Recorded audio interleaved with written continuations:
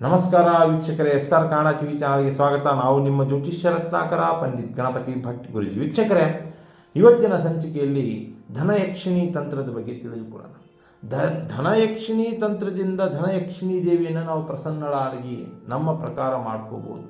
ಹಣಕಾಸಿನ ಸಮಸ್ಯೆ ಇದ್ದವರಿಗೆ ಅತ್ಯುತ್ತಮವಾದ ಪರಿಹಾರ ಆಗಿರುತ್ತೆ. ಮಂತ್ರಗಳ ಸಹಾಯದಿಂದ ನೀವು ಶ್ರೀಮಂತರಾಗಬಹುದು. ಹೇಗೆ ತಿಳ್ಕೊಳ್ಳಿ ವೀಕ್ಷಕರೇ.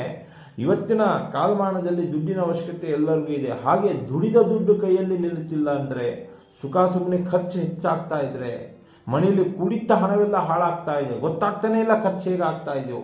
ಸುಖ ಸುಮ್ಮನೆ ವ್ಯಾಪಾರ ವ್ಯವಹಾರ ಕೆಲಸ ಕಾರ್ಯ ಅಂತೆಲ್ಲ ಕೂಡಿಟ್ಟ ಹಣವೆಲ್ಲ ಖರ್ಚಾಗ್ತಾ ಇದ್ದೀರ, ಅದರಿಂದ ಏನೂ ಆದಾಯ ಬರ್ತಾ ಇಲ್ಲ. ಅಥವಾ ಯಾರಿಗೋ ಸಾಲದ ರೂಪದಲ್ಲಿ ಕೊಟ್ಟಂಥ ದುಡ್ಡು ನಿಮ್ಮ ಕೈ ಸೇರ್ತಾ ಇಲ್ಲ, ಅಥವಾ ನೀವೇ ಸಾಲಗಾರರಾಗಿದ್ರು ಕೂಡ ಅದನ್ನು ತೀರ್ತಾ ಇಲ್ಲ ಅಂದರೆ, ನೀವು ಶ್ರೀಮಂತರಾಗಬೇಕೆ, ನೀವು ಧನಲಕ್ಷ್ಮಿ ಪುತ್ರರಾಗಬೇಕೆ, ಕುಬೇರರ ಪುತ್ರರಾಗಬೇಕಾದ್ರೆ ಧನಯಕ್ಷಿಣಿ ಪ್ರಯೋಗ ನೀವು ಮಾಡಿಕೊಳ್ಳೇಬೇಕಾಗ್ತದೆ ಮಂತ್ರಗಳ ಸಹಾಯದಿಂದ.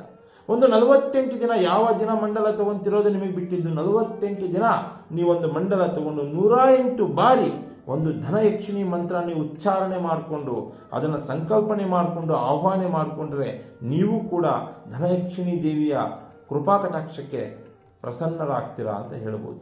ಹಾಗಂದ ಮೇಲೆ ಹೇಗೆ ಮಾಡುವಂಥದ್ದು ನೋಡಿ. ಅಂಜೂರಿ ಗಿಡ ನೀವು ಕೇಳಿರ್ತೀರ. ಅಂಜೂರಿ ಗಿಡದ ಒಂದು ಬೇರನ್ನು ನೀವು ತಗೊಂಡು ಮನೆಯ ಯಾವ ಮೂಲೆ ಆದರೂ ಕಟ್ಕೊಳ್ಳಿ. 48 ದಿನ ಮಂಡಲ ತಗೊಂಡು ಪ್ರತಿದಿನ ನೀವು ನಿತ್ಯ ಕರ್ಮಗಳನ್ನ ಮುಗಿಸ್ಕೊಂಡು ಪೂಜಾ ಕೋಣೆಯಲ್ಲಿ ದೇವರ ಮನೆಯಲ್ಲಿ ಕೂತ್ಕೊಂಡು ಈ ಒಂದು ಮಂತ್ರವನ್ನು 108 ಬಾರಿ ನೀವು ಜಪಿಸಿ ವೀಕ್ಷಕರೇ.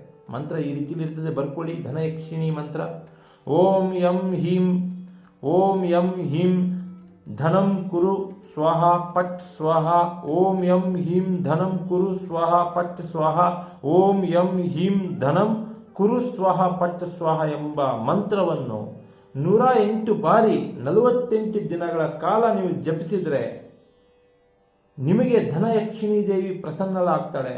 ನೀವು ಲಕ್ಷ್ಮೀಪುತ್ರರಾಗ್ತೀರಾ. ನಿಮ್ಮ ಹಣಕಾಸಿನ ಸಮಸ್ಯೆ ಬಗೆಹರಿಯುತ್ತೆ. 1 ರೂಪಾಯಿ ಖರ್ಚಿಲ್ಲದೆ ನೀವು ಲಕ್ಷ್ಮೀಪುತ್ರರಾಗಬೇಕು.